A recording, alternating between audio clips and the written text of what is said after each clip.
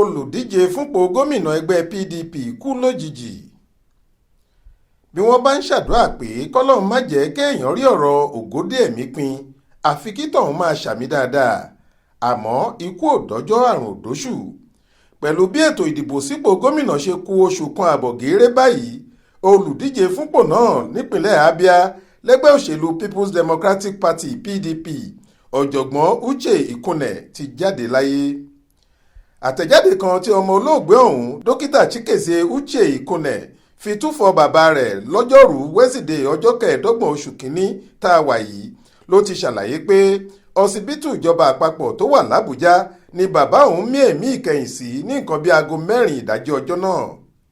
Ó ní ó bà mí lọ́kàn jẹ́ láti kéde ikú bàbá mi ọ̀wọ́n ọ̀jọ̀gbọ́n Eleazar Uchenna Ikunne ẹni tó kú sílé ìwòsàn National Hospital Àbújá láago 4 ìdájí òní ọjọ́ 25 oṣù January 2023 lẹ́yìn àìsàn ráńpẹ́.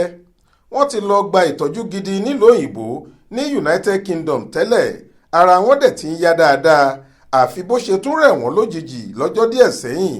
Wọ́n ní ọkàn wọn ló fẹ́ daṣẹ́ sílẹ̀, a sì ṣáájú wọn gidi àfìgbà tó daṣẹ́ sílẹ̀ po.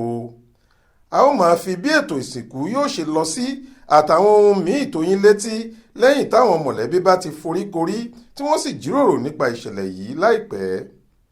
Bá a ṣe gbọ́, ó ti tó oṣù méjì sẹ́yìn táwọn èèyàn ti rí olùdíje yìí ní gbangba kẹ́yìn.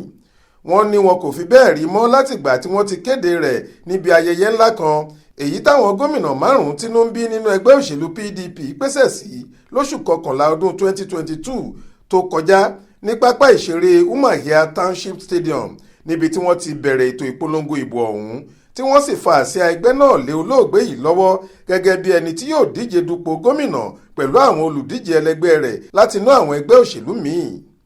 Látìgbà náà ni awuyewuye ti ń lọ lórí ipò tí ìlera olùdíje yìí wà tí wọ́n fi gbé e lọ sílùú òyìnbó fún ìtọ́jú tó sì fi padà dé kó tó di pé àkùkọ padà kọ lẹ́yìn ọmọkùnrin lọ́jọ́rùú wẹ́sídẹ̀ẹ́.